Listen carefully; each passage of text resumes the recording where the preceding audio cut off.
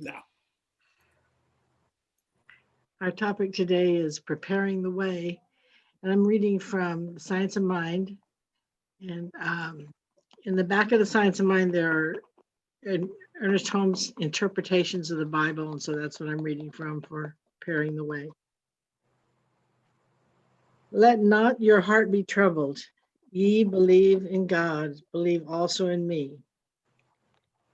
His disciples were depressed, having an intuitive sense that Jesus was about to depart from them.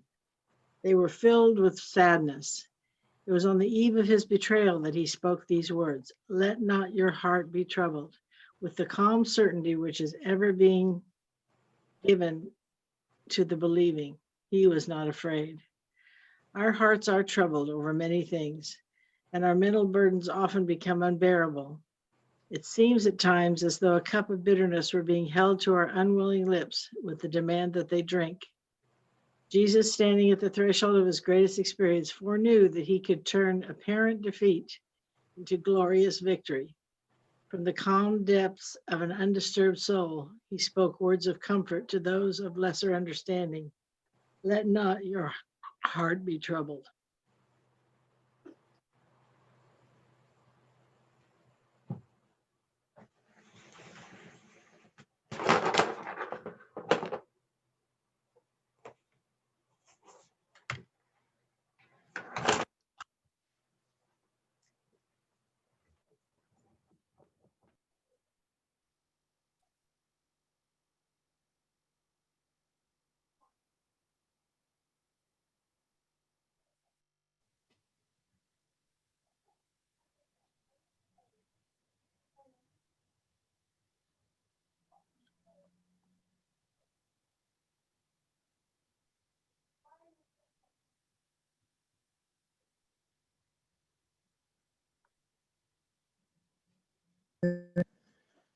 I'm pressed all under there.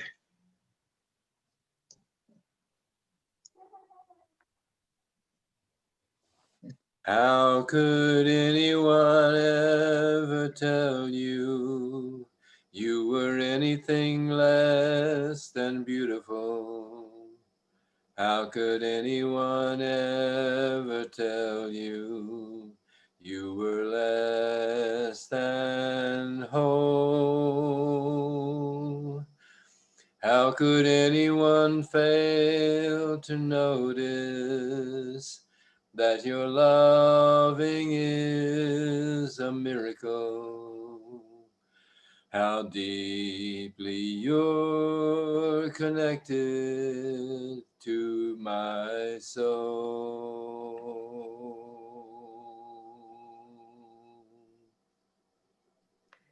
With a very grateful heart, I welcome all who have chosen to visit this Zoom church today, knowing that we bring our spirits together to experience the light more brightly, to understand love more dearly, and to accept the gift that is given, the gift of light that is given during this service, during this season to the world. I know that each of us has a separate path to take, and each path will take what it wants to from this service. That's the magic of speaking from the heart, speaking from spirit. And so join me in blessing the service by saying, "And so it is." How could anyone fail to notice that your loving is a miracle? How deeply you're connected to my soul.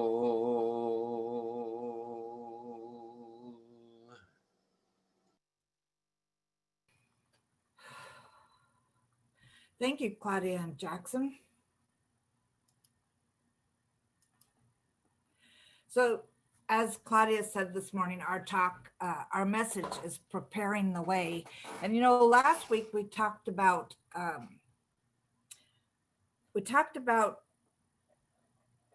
welcoming or celebrating or acknowledging the shadow. And I thought about that as I was working on my own stuff this past week.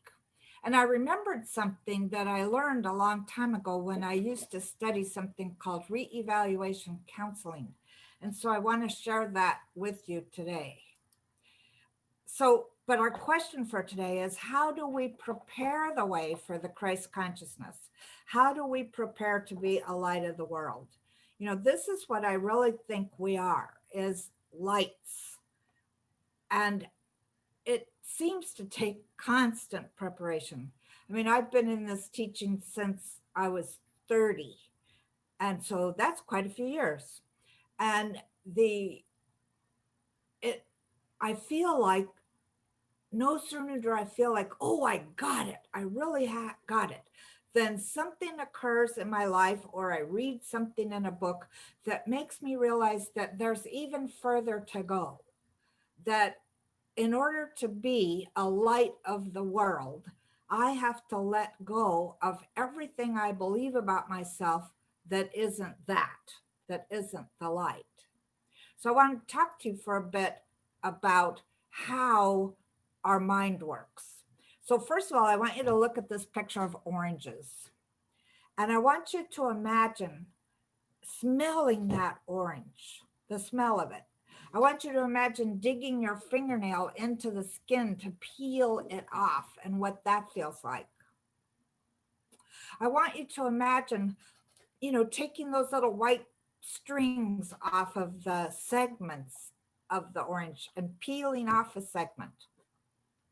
And imagine putting that segment in your mouth and feeling what that feels like, and then biting down and feeling the juices spurt out into your mouth and what that tastes like and feels like. And imagine chewing up that segment and swallowing it. Now, you can remember all of that because of the way your brain works. So I have this picture here that is, I found this neat picture. It's like a whole bunch of gears up here in the brain. And then to me, all of these little things around it are the files, like the file cabinets. So for this person, there's a box, it looks like music goes in that box, or who knows what's in that box, but there's a file for music. There's a file for stuff to do on the computer. There's a file for things to say, file for things we see, files for things we agree with or don't, files for, absolutely everything. We have so many of these files. And so what happens here is we have an experience of eating this orange. And first of all, the whole experience gets downloaded into our brains. But it also gets downloaded as bits. So the smell of the orange goes into one file. The taste of the orange goes into another file. The feeling of peeling the skin off the orange goes into another file. All these different bits of that experience get filed as well. So then you're walking along, living your life, and trauma happens. And to me, when trauma happens, it jams up the gears in your brain. So none of those bits or the whole experience is able to be filed. Just imagine that. All of a sudden, well, I've got to say that it seems like over the last 4 years, every single day, there has been breaking news that is not necessarily pleasant to some people. It might be more pleasant to others, but there's been not only that, but there has been environmental issues. There has been all the things that needed to be brought up from under the carpet to be healed. There has been so much stuff thrown at us, so to speak, that the gears have been jammed and all the little bits and pieces aren't able to be filed. So I was thinking about that in talking to Sydney Lehman, who's one of my prayer partners. We were talking about how it seems like, well, I can only speak for me. Sometimes it seems like I'm forgetting names. I'm forgetting experiences or parts of experiences. I'm forgetting, different things. And, for a little bit, I started to think, oh no, what if I'm getting Alzheimer's? And then I had, of course, to pull myself back and go, wait a minute, what you fear comes upon you. So I'm certainly not going to go in that direction. And I started treating for my clarity to come up. And in thinking about all of this, when I remembered this reevaluation counseling, which is a method where you talk to a peer and you're trained on how to recognize certain things so that you could ask them questions about that, etc. You could look it up online if you want to know more about it. But that whole idea of the gears of our brains being clogged with everything that's been thrown at us over the past 4 years, no wonder not only me, but so many people are forgetting things, we're living in sort of a PTSD type experience. And yet we don't want to do that. So how do we move out of this kind of experience? Well, for me, the first thing I do is breathe. When I start going into that fear place thinking, oh, I can't remember the name of this, and why don't I remember this? And, when I was going through that, I just thought, okay, I got to breathe. I just got to breathe. Get back into my body, quit futurizing some, catastrophe, which is where we've sort of been trained to do lately. And so I found this one piece that I thought I would share with you that is one of the ways that I do things that helps a lot. So you have to feel your feelings. We get so into our brains and, even the feelings are part of that experience that gets filed, that those pieces can't be filed when the gears get jammed up. So how to feel your feelings, a thing that sounds obvious, but totally isn't. So an unpleasant feeling arises. So here I am, can't remember somebody's name or something. I can't remember something. I start getting this unpleasant feeling about that, a fear about it. My mind launches into whatever inner story accompanies this feeling. And then they put some examples here. I'm unlovable. I'm a loser. I resent my face. I'm getting Alzheimer's, whatever. So the thing is to stop your thinking your feelings. Redirect your mind away from these thoughts into the sensations in your body and mentally name them. So one of their examples is my chest is tight. Sometimes I think when I'm having a problem in this direction, my stomach clenches up. That fear sensation. So redirect your mind away from those thoughts and into the sensations in your body and mentally name them. And breathe into the feeling sensation and allow it. So he writes, cry, shake, etc. If you're not like in Target. I thought that was kind of funny. So I think as we've been going through this time period, we have overthought a lot of things.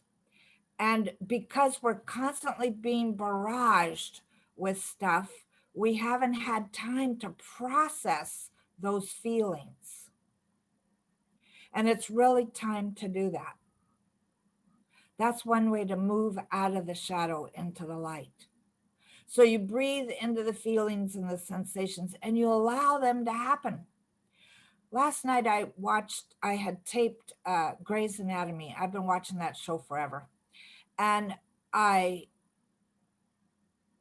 had taped it, so I was watching it. And at the end of this week's show, they took about, I don't know, maybe 4 or 5 seconds of a totally black screen, except for all these names written in white of people that had died from the pandemic.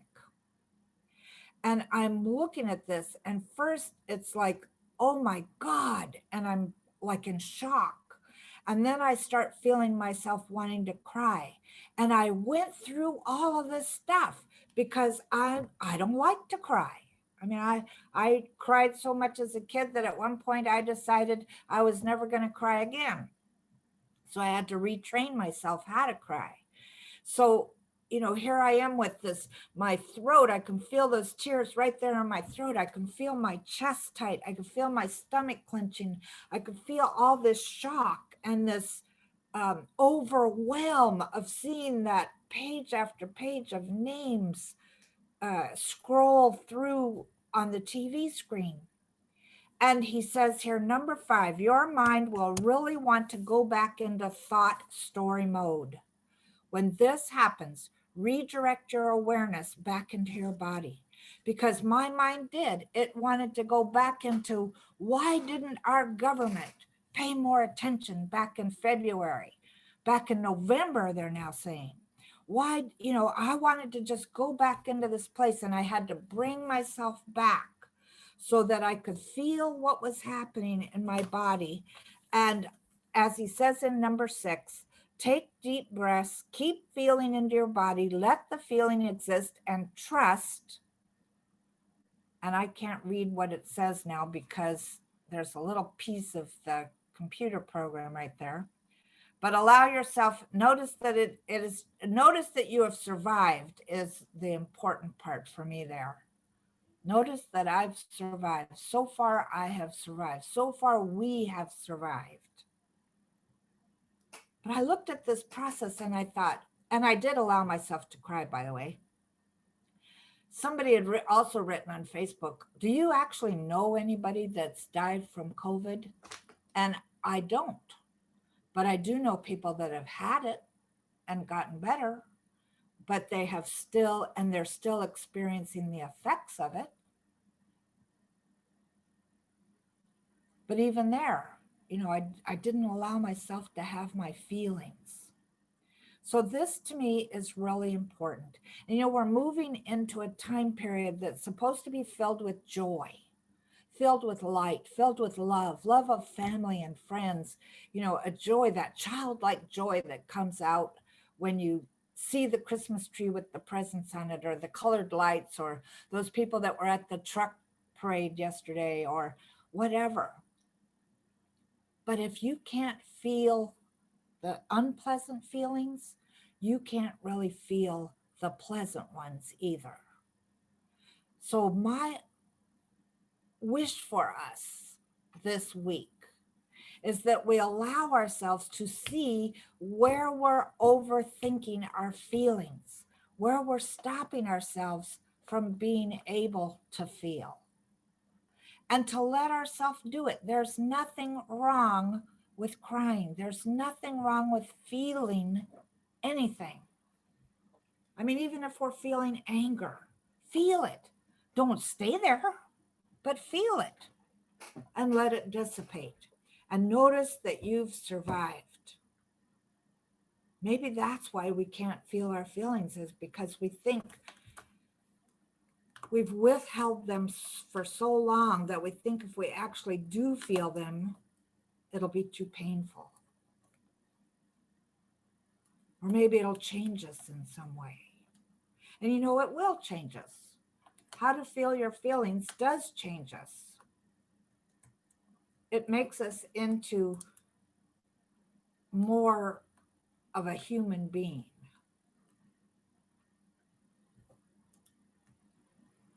The HeartMath Institute, which is a wonderful experience, if any of you guys have had any of their teachings, they say we are at the dawn of recognizing love as the new transformational intelligence. When you allow yourselves to go through the process that I just described to you, When you realize that maybe all of your trauma is stuck, has made it your thoughts and your feelings stuck, and you allow yourself to move forward, heart connections are made. You find even more heart connections to make everywhere, and those affect our neural pathways. If we're living in love, we attract others that are living in love. And Dr. Holmes tells us there's nothing to be healed, only revealed. Once we reveal it, once we allow ourselves to move through the feelings of it, once we allow ourselves to realize that, yes, we can change our thinking and our feeling and feel our feelings and change our thinking and change our lives, then more and more heart connections are revealed. So there's two things from the Bible that I wanted to bring up today. One is for us to remember this John 4:16. He said, God is love, and he who abides in love abides in God and God in him. Or God is love, and they who abide in love abides in God and God in them. The idea that God is love, we intellectually, we say it during our spiritual mind treatments, etc. If we could only really get it, that God is love and that God is within each one of us. God is in all the people that are around you. God is in your pets and your plants and, even everything that we think is inanimate. God's in everything. God is the source and substance of everything. God is love. And so if we abide in love, we're recognizing the truth of our being. And like Jesus said, if you've seen the Father, if you've seen me, you've seen the Father, he says. So this is who we are, God in form. And then I love this second piece. You shall love the Lord your God from your whole heart and from your whole soul and from your whole mind and from your whole strength. Why not? If there's a place in us that hasn't been living like this, let's stop that. Let's live this way in love, recognizing that this is the true nature of each one of us, love. And again, if you live from love, you attract love. If we live from fear, we attract more to be afraid of. And personally, I'm tired of being afraid. I want to live in love. And I know that you probably do too. So let's say this affirmation, and then we'll go into prayer. I depend on the divinity within me for all my good.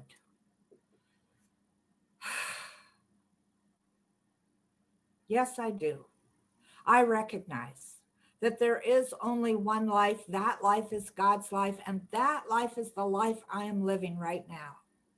My life force, that thing that animates this physical body, that is God. Every single cell and atom is in the body of God. Everything is God. And since God is love, this is what we are. And so I speak this word in the first person for each one of us. And I declare that I am ready and willing right now to live in love. That love with a capital L. I am ready to see through the eyes of love. No longer do I condemn anything. I see through the eyes of love. I feel from my heart space, which gives me a sense of compassion and kindness. I allow all of my strength to be for living in love. That strength of mind, which chases out the fear. Fear cannot live in the light of love. And how grateful I am to know this. So I use my whole being from this point on to experience and express God life, God love. And as I do this, the world changes around me. My personal circle of influence changes, and it radiates out. The energy of that divine love radiates out from each one of us and fills up the whole universe, and things change. Fear dissipates. Lives feel more sacred. So I know for each one of us that this morning, just by virtue of our being here, we have opened the doors and the windows of our heart. We have allowed the machinery, the gears in our mind to become unstuck so that all the little bits and pieces can be filed. And lovingly, we file those pieces away. How grateful I am that we are, by virtue of our being here, willing to be the vanguard of this new humanity. Jean Houston calls it the universal human. I know that this is something that is brand new for every single one of us. And so I choose for myself to step into this newness, fully aware that I am a divine being, that I get to play in the fields of imagination and create a world that is peaceful and harmonious and loving and kind. It's no longer about money or power or might. It's about love, divine love. So for a moment of silence, allow yourself to think, am I ready? Am I willing to be the light? And if you are, make that commitment.